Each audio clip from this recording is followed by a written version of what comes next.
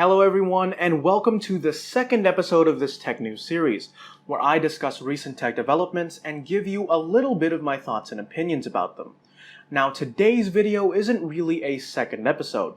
Consider this more of a part 2 or a continuation of that video, because the topics we'll go over today kind of build over what I said then. And because when this news came out, I had already finished recording the previous episode the other day, so here we are. Now, before we begin, I encourage you all to go watch the Zen 2 discussion from the previous tech news video so you won't miss out on any important details on the new chipset or the new CPU range that I may not mention again in this video. And don't worry, there are timestamps if you don't feel like watching the entire 15-minute video. Now, on to the news.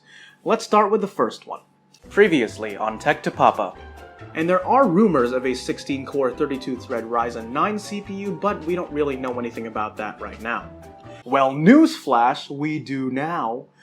The new Ryzen 9 3950X was announced at E3 a few days ago, and it'll have 16 cores, 32 threads with a base of 3.5 GHz and a boost of 4.7. 72 megabytes of L3 cache, and get this, a 105 watt TDP. Unlike the 3600 through the 3900X, this 16-core beast will hit the shelves in September for $749.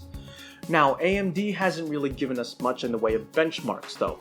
They just gave us one using Cinebench R15 and R20 using an undisclosed PC. All we know of which is the CPU that they're using, the 3950X obviously. And they say that it achieves Cinebench R15 and R20 scores of 5,434 and 12,167 points respectively. Don't expect to achieve the same results from your 3950X, because I doubt potential customers of this CPU have a tank of liquid nitrogen lying around. And that brings me on to what kind of performance you can expect from this chip, specifically relating to the TDP. Now, last video, I commented on how low the TDPs were for the Ryzen 7 3700X and the Ryzen 9 3900X. And I'm about to make the same comment with this chip. 105 watts? That doesn't make very much sense at all. The Ryzen 7 3800X has 8 cores and 16 threads, a 3.9 GHz base and a 4.5 GHz boost with a TDP of 105 watts. And this thing, with almost double cores and threads and almost identical base and boost clock speeds, has the same 105 watt TDP? AMD's TDP calculations are typically representative of their chip's performance at full load. So what I fear is that to lower the TDP to that amount, they needed to make some compromises on multi-core performance, as in lowering clock speeds by a significant amount with all cores active. Now, I may be wrong here, and I hope to be, because we don't know how efficient the 7nm process is, or how clock speeds affect output of heat on Zen 2 chips. Perhaps lowering the clock speeds by even a little bit can offset the additional heat output from 8 more cores. But I have no idea. It's just food for thought. Another thought I have about this CPU is the price. $749. Okay, now, in my opinion, that is meh. Not particularly amazing. Okay, now before you rush it in the comments telling me how much a deal that is compared to Intel's HEDT offerings, I will get to that later. Let me explain my reasoning first. Okay, so going back to the 3900X, the reason that was so exciting, for me at least, was because of the price to performance and the actual price itself. Intel has long offered the i9-9900K at $500, and if you wanted the best consumer CPU, as in good single-core performance and good multi-core performance, you would need to spend $500 to get it. With the 3900X, now you had a CPU for the exact same price that appears to not only match it in single-core speed, but completely and utterly destroy it in multi-core performance. Even if you don't need the extra 4 cores and 8 threads, and you probably don't, remember games are only starting to use 12 threads, so you would be perfectly fine going with a 3700X or 3800X and saving yourself $100. But for the sake of the argument, again, let's just say that you were set on the 9900K already and had $500 set aside for a CPU. Why wouldn't you get a 3900X instead? Now, I admit there are a few reasons to go the Intel route, and I have discussed them in the previous news video, but for most people who are thinking of getting $500 for a CPU, high-end users or enthusiasts, getting the 3900X over the 9900K is probably a no-brainer. You're basically getting free performance.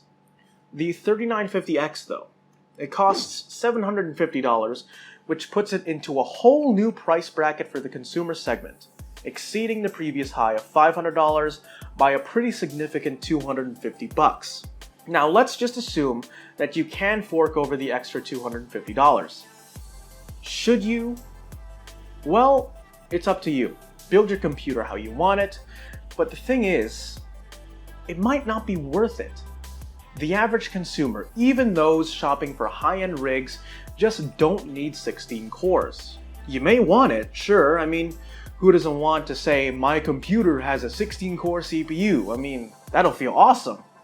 So I guess bragging rights could be a reason, but outside of that, consumers just don't need that many cores because the things consumers do, like gaming, some multitasking, and maybe some streaming, just won't take advantage of all those 16 cores and 32 threads. You might have the occasional video editing project for a family vacation or something like that, which could make use of those cores and threads, but for most of the time, you won't ever experience the performance that you paid a hefty $750 for. Unless you're like me, of course, because I edit video frequently, so I could certainly bring out its full potential, but for most people, the $250 premium for an additional 4 cores and 8 threads probably isn't worth it unless you find just having a 16-core CPU really cool. But wait a minute, what about its value for money compared to Intel's high-end desktop? Well, that's not entirely true. I mean, first off, you can't compare pure CPU performance and call it a day. You also have to compare the platforms themselves and the features that they offer. Features like more PCI Express lanes or quad-channel RAM, which are exclusive to high-end desktop, are what make them much more expensive. These features don't really contribute to anything that a consumer does, like gaming or streaming, so to reduce costs, they're left out. But on the flip side, if you are a professional user, as in you make money with your computer, then you'd probably want to go splurge the extra for the high-end desktop platforms instead, because they offer more flexibility and features that professional work will benefit from. A good example of one of these special features for the high-end desktop platform, specifically Intel's platform, is AVX512 support. AVX512 is a special CPU instruction set used in H.265 encoding, which is only supported by Knights Landing and Skylake X. Take a look at this chart. A 10-core 20-thread i9-7900X encodes H.265 at the same rate as a 16-core 32-thread Threadripper 1950X, just because of AVX512 support. Just let that sink in for a moment. AVX512 support can make up for a 60% pure CPU performance difference in that one specific case. Now that may not be useful or exciting for consumers, but for professionals, it helps them complete their work much faster. If it does that, then it's obviously worth spending the extra money because the computer will pay for itself soon enough. I think that it's really important to remember that there are distinctions between HEDT and consumer platforms because it's very easy to get wrapped up in these high core count consumer CPUs and call them HEDT competitors, where really it's only half the story. I hope you guys found that discussion, or rambling, whatever you want to call it, informative. I just want to guide you guys and make sure you know exactly what you're paying for so you get the most value out of your purchases as possible. Okay, now that that's over, let's shift gears a little bit and talk about graphics cards now. AMD also announced their long-awaited Navi graphics cards at E3. These new cards will use a new architecture called Radeon DNA or RDNA, which boasts some impressive gains over the old Graphics Core Next or GCN architecture, which has been used since the HD 7000 series up till Vega.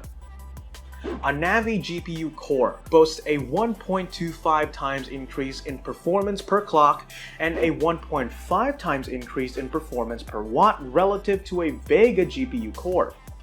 Now, there were 3 cards announced at E3.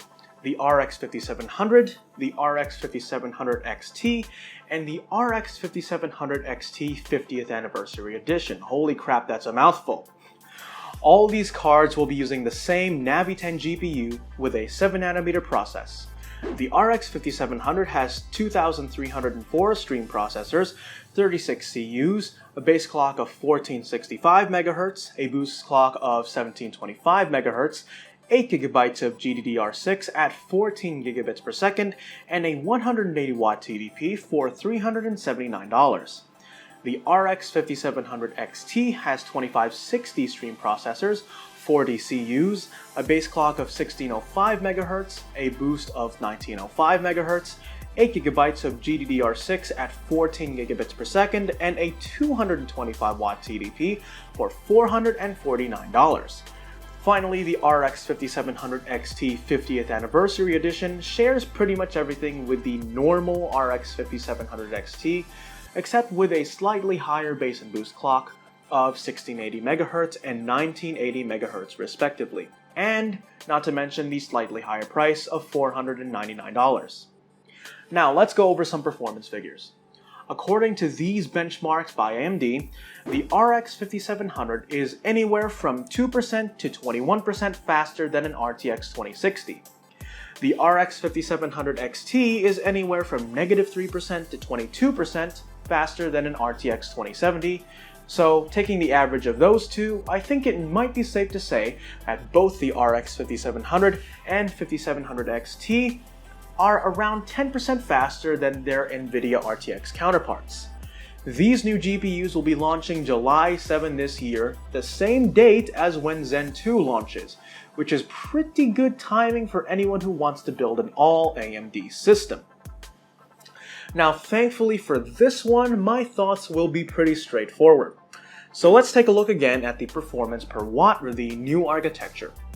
1.5 times the performance per watt of Vega. Now that is great news, because that puts it very close to the performance per watt of NVIDIA's latest GPU architecture, Turing. This is great for AMD because NVIDIA's offerings were always more power efficient than a similar performing Radeon card. For example, a non-overclocked AMD RX 560 consumes around 75 watts at full load. An NVIDIA GTX 1650 also draws around 75 watts of power at full load, but it's 60 to 70% faster than the RX 560. The increased power efficiency of Navi is nice, but it doesn't really matter that much for these RX 5700 GPUs. But future lower-end Navi graphics cards will really benefit from this, as it allows more powerful cards to operate without the need for external power cables. This makes them easier to install anywhere and gives more people access to decent gaming performance. For example, those who want to upgrade their home theater PCs or maybe their pre-built PCs, those computers may not have a power supply capable of supporting a GPU, or they may have such small chassis that makes a GPU power cable impossible to install. So for those who want to put the card directly in the motherboard slot, no fuss, no muss, and enjoy the card's performance, these lower power or even lower profile cards are a godsend. The GTX 1650, for example, is the current go-to if you needed something like this, as it's the best performing GPU currently on sale that does not actually require external power. But in the future, if AMD were to make these lower-end Navi cards, they could certainly give NVIDIA a run for their money. Moving back to GPUs that actually exist though, let's talk a bit more about the RX 5700 cards, specifically about their value. The RX 5700 seems to have the same price to performance as the RTX 2060, but the RX 5700 XT actually has a bit of an edge over the RTX 2070 with both a lower price and better performance, which is great.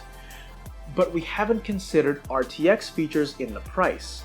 If we do, the arguments change slightly. Now with the RTX 2060 and RX 5700, $30 more for the RX 5700 gets you a bit more pure performance, around 10%, but you lose RTX features. The RTX 2070 and RX 5700 XT argument is kind of the opposite though. $50 more gets you an RTX 2070 with RTX features, but slightly less pure performance. Now, that argument may change again later in the year, as there are rumors of a refreshed RTX 20 series called RTX Super. There are 3 rumored cards so far, ranging from the RTX 2060 Super to the RTX 2080 Super. All these Super cards will get a slight bump in CUDA cores over their non-Super counterparts, with the RTX 2060 Super also having an increase in VRAM from 6GB to 8GB. The Super cards will supposedly occupy the same price points as their non-Super counterparts currently do now, while the non-Super cards in the future would then be lowered in price. Now, I won't discuss too much about this because it is still a rumor, but if this is true, then the GPU market is gonna get pretty interesting in the next few months. Thanks for watching, guys. If you liked this video, please consider giving it a thumbs up and subscribing to the channel. Please also remember to hit that bell icon next to it so you don't miss any future videos. Post your questions, comments, thoughts, feedback, or suggestions down in the comments below, and I will see you in the next video.